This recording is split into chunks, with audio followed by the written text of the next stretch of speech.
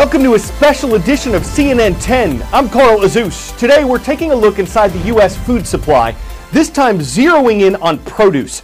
We're examining how engineering and importing have replaced old-fashioned growing in the U.S. food industry, and how consumer demand still has the power to influence the industry. Our reporter, Christina Alessi, has gone inside some of America's biggest food companies, seeing what most folks haven't seen before, and getting incredible insight as to how production affects what's on our plate.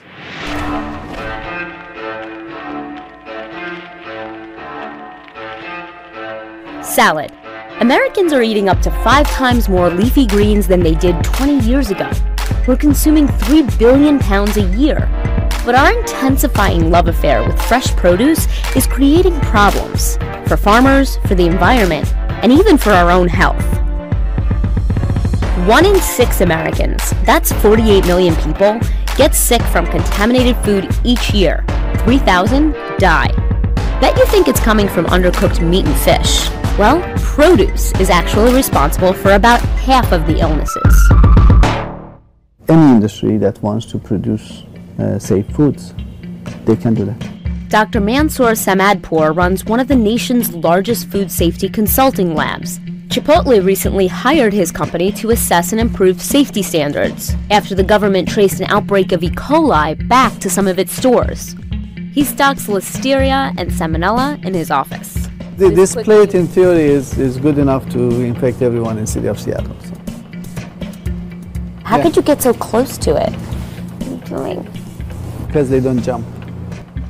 Recently, the risk associated with some fruits and vegetables has become so high that the FDA began actively monitoring them for contaminants, a historic move for the agency.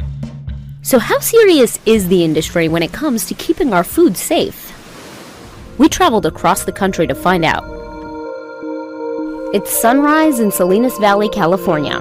This area is called the Salad Bowl of America, and for good reason. Its fields produce 60% of the leafy greens in the U.S. I think farmers are the backbone of this nation, to be honest. Climb up on this side, right? So this is water that did this, that Yes. caught this? Yeah, so it's a water knife with extreme amount of pressure. We're trying to attract better workers and a better working environment for our employees. Dirk's family has been farming this land for 4 generations. The amount of work that goes behind one head of lettuce is tremendous, and the basic consumer has no idea the intensity and the dedication to a 10-acre block of romaine. Farming this part of the world has gotten really rough. Farmers are fighting a drought, a labor shortage, and rising prices for land. Even some insiders say the industrial process is pushed to the brink. The president of Campbell's Fresh is one of them. What is the state of the food system? I would say that it's highly stressed. The past 50 years of over-farming a lot of land has created real problems on a global basis in terms of having enough arable farmland. The word I'd use is stressed almost from any dimension you look at. And farming is just the beginning of the process. And yes, I mean process. How cold is it in there? It's going to be about 34 to 36 degrees Fahrenheit in there. The entire process is that cold. Taylor Farms is the largest producer of fresh-cut vegetables in the world. Any given day, we're going to have 1 million pounds of product come through this cooler. 1 million pounds? 1 million pounds of product. Whether we dice, shred, or chop, they're going through several series of cutters, and they immediately fall down into the beginning of our wash process. It kills gram-negative bacteria, which is the bad stuff. So E. coli, Salmonella, and Listeria. Taylor spent millions on the so-called smartwash system after spinach from another California company caused 200 people to get sick and killed 3. We can't eliminate it. There's no kill step in our industry yet because it's still fresh product, so you can't cook it or microwave it or do something like that. How much of a setback was the outbreak in 2006 of E. coli? I think that was a wake-up call. Beyond the human costs, it was a $350 million setback for the industry. The current assumption is that the food is safe till proven otherwise. And we have made a lot of people sick over the years. You may be asking, How does a bacteria like E. coli or Salmonella end up in your leafy greens? It could be a variety of ways, but the most common answer is waste. Manure is used to fertilize crops. Animals, like rodents or birds, pick up the bacteria and then carry it into produce fields. People really need to kind of understand what they are eating, where it has been grown. You're planning to travel to a country and they say, when you go there, don't eat salads and don't drink water. And then you find out that your salad is coming from that place. And an appetite for year-round produce means the imports just keep coming.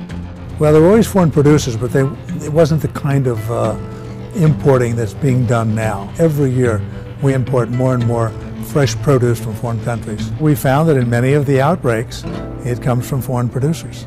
The government is trying to hold foreign producers to a higher standard with the Food Safety Modernization Act, or FSMA, the most significant food safety law in 70 years. The bill sets guidelines for how companies should prevent and respond to contamination. Sounds great. The problem? Funding.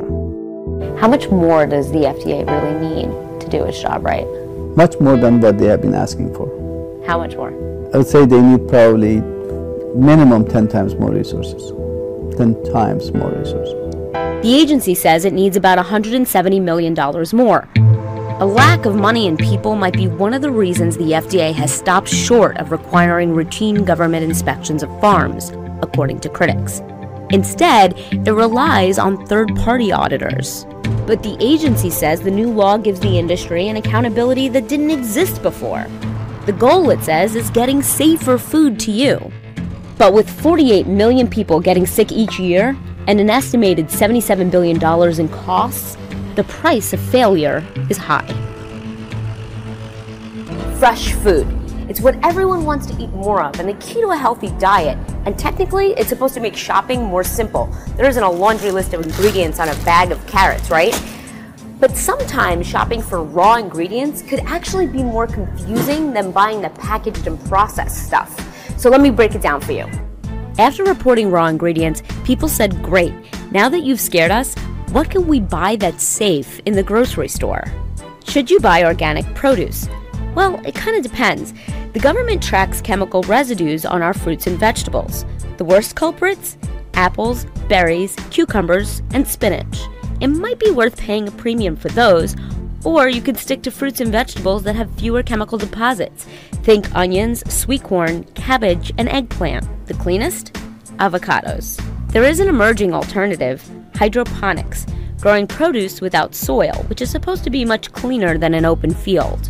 Fish, you want it low in contaminants and high in omega-3s, the good fatty acids. Seafood like mackerel, shrimp, and wild salmon. Or look for pole-caught fish. Those tend to be younger, so they've spent less time exposed to toxins. But what if your local store only stocks farm-raised salmon? Those can be higher in industrial chemicals stored in fish fat, but experts say you can remove most of the bad stuff by trimming away or cooking off the fat. But enough with the veggies and fish. How about the meat? Now the ideal here is buying from companies that minimize antibiotics. The CDC says that all those drugs in our meat have created a public health threat known as a superbug. So look for these labels.